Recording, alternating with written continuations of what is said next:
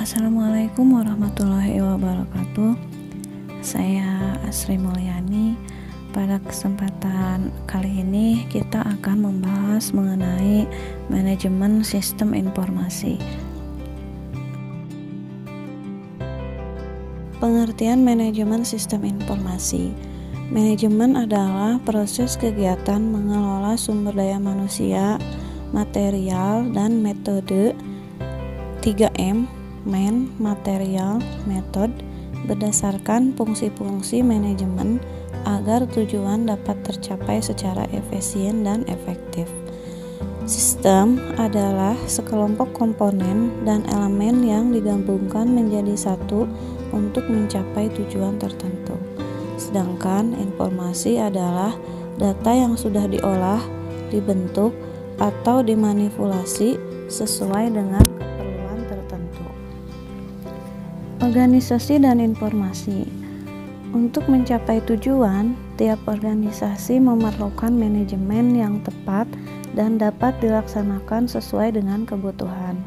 Informasi adalah data yang sudah diolah dengan cara tertentu sesuai dengan bentuk yang diperlukan dan sesuai tingkat keperluan manajemen organisasi.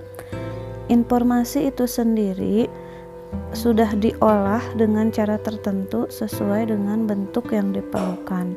Dengan perkembangan teknologi, alat pengolah data sampai kepada komputer, maka data dapat diolah menjadi informasi sesuai keperluan tingkat manajemen organisasi. Dengan demikian, unit organisasi dapat mencapai tujuannya masing-masing sehingga secara keseluruhan organisasi akan dapat mencapai tujuan secara efisien dan efektif.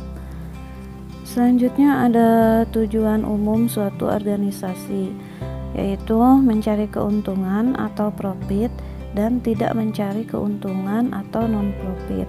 Jadi organisasi itu ada yang mencari keuntungan, misalnya seperti organisasi-organisasi perusahaan ya. Dan selanjutnya kalau contoh dari organisasi non-profit biasanya organisasi yang bergerak di bidang sosial atau relawan. Tujuan umum tersebut kemudian dijabarkan menjadi tujuan-tujuan khusus, yaitu berdasarkan bidang kegiatan masing-masing organisasi. Untuk mencapai tujuan, maka organisasi menerapkan manajemen dengan menjabarkan secara operasional dalam bentuk kelompok fungsi-fungsi manajemen. Nah, di sini ada kelompok fungsi-fungsi dari manajemen. Yang pertama ada perencanaan atau planning, yang terdiri dari fungsi-fungsi perencanaan dan penganggaran atau budgeting. Yang kedua, pelaksanaan atau operating, yang terdiri dari fungsi-fungsi pengarahan, directing, penggiatan atau actuating, pengorganisasian, organizing, dan koordinasi atau coordinating. Yang terakhir, pengawasan atau controlling, yang terdiri dari fungsi-fungsi pengawasan, penilaian, dan pelaporan atau reporting.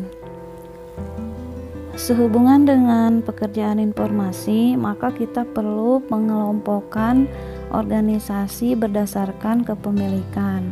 Nah, di sini ada 3 kelompok. Yang pertama, organisasi milik pemerintah, yang kedua, organisasi milik swasta, dan yang ketiga, organisasi milik kemasyarakatan. Selanjutnya ada pengelompokan kegiatan yang terdapat di dalam sebuah organisasi. Ada 2, yang pertama kegiatan substantif adalah kelompok kegiatan unit-unit kerja yang berhubungan dengan pekerjaan utama dari suatu organisasi. Contohnya di Kementerian Pertanian kegiatan substantifnya yaitu pertanian. Yang kedua kegiatan fasilitatif adalah kelompok kegiatan unit-unit kerja yang berhubungan dengan pekerjaan pendukung dalam suatu organisasi. Contoh, di Kementerian Pertanian kegiatan fasilitatifnya yaitu kegiatan-kegiatan seperti keuangan, personalia, sekretariat, dan lain-lain. Kebutuhan akan informasi. Setiap pekerjaan atau kegiatan memerlukan data dan informasi. Sebaliknya, dengan adanya pekerjaan atau kegiatan akan menghasilkan data dan informasi baru. Jadi, data dan informasi ini berhubungan sangat erat. Selanjutnya ada tingkat kegiatan organisasi. Di sini ada 4 level. Yang pertama lini operasional, yang kedua manajemen lini bawah, 3 manajemen lini tengah, 4 manajemen lini atas. Nah, selanjutnya untuk mencapai tujuan tersebut dari setiap level maka harus tersedianya informasi.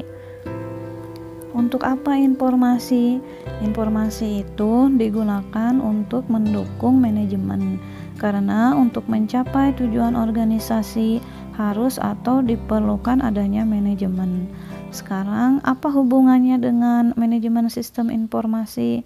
Secara ringkas dapat dikatakan bahwa setiap unit kerja membutuhkan data dan informasi sesuai dengan tingkat manajemen dari masing-masing unit kerja.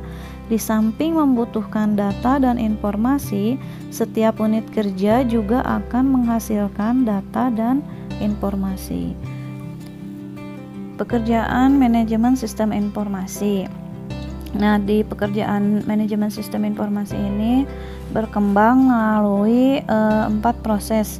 Yang pertama dikerjakan secara manual, 2 dikerjakan dengan alat mesin manual, 3 dikerjakan dengan alat mesin elektrik, 4 dikerjakan dengan elektrik atau komputer.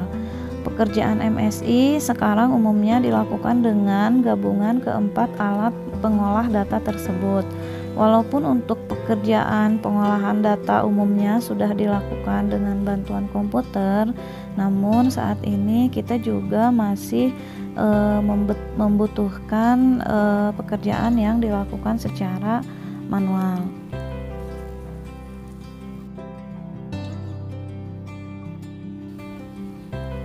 Selanjutnya ini bisa dikatakan tahapan dalam pekerjaan MSI. Yang pertama ada pengumpulan data. Pengumpulan data yang dibuat atau terjadi karena adanya fakta. Fakta-fakta tersebut berupa kegiatan umum, organisasi, komunikasi, transaksi, dan lain-lain. Nah, apa saja sih yang bisa dikategorikan fakta? Misalnya kejadian atau peristiwa, kegiatan organisasi, transaksi, dan sebagainya ya. Itu merupakan hasil dari proses pengumpulan data. Nah, hasil tersebut nanti direkam sehingga menghasilkan data ya. Data ini boleh berupa hasil penelitian, data lingkungan, bahan peraturan, atau rekaman kegiatan. Ini boleh disimpan misalnya berupa fisik atau non fisik di komputer. Data secara fisik misalnya dalam bentuk kertas laporan ya. Kalau non fisik biasanya berupa file atau soft file. Selanjutnya nanti data ini dilakukan proses atau transformasi atau manipulasi. Ini prosesnya bergantung kepada nanti informasi apa yang akan didapatkan, misalnya bentuk pengolahan, klasifikasi, sortir atau kalkulasi atau penyimpulan, atau misalnya menggunakan mesin manual, mesin elektronik komputer, atau misalnya alat pengolahan lainnya. Nah, nanti setelah data ini diproses akan menghasilkan informasi. Informasi ini boleh berupa laporan atau model deskriptif atau bentuk statistik. Nanti dari informasi ini akan dianalisis sehingga menghasilkan keputusan ya. Keputusan ini bermacam-macam, bisa berupa keputusan teknis atau taktis atau juga strategis, tergantung kegiatan atau data apa yang akan kita proses ya. Nanti dari keputusan ini menghasilkan sebuah program atau kegiatan. Dari kegiatan ini kita nanti kan kita udah punya planning program kegiatan. Nah, nanti di program kegiatan ini ada perencanaan, pelaksanaan, sama evaluasi. Nah, dari sini kalau semuanya sudah terpenuhi, dari pengumpulan data tadi, selanjutnya menghasilkan data, juga melalui proses untuk menghasilkan informasi. Dari informasi kita dapat keputusan, selanjutnya program kegiatan, maka di sana dapat disimpulkan apakah tujuan organisasi itu dapat terpenuhi atau tidak. Jadi kesimpulannya, dari tahapan-tahapan yang dilakukan tersebut pada intinya adalah untuk mencapai tujuan dari organisasi. Sekian paparan saya mengenai manajemen sistem informasi. Terima kasih telah menyaksikan, telah mendengarkan. Semoga berkenan. Mohon maaf apabila ada hal yang salah dalam penyampaiannya. Assalamualaikum warahmatullahi wabarakatuh.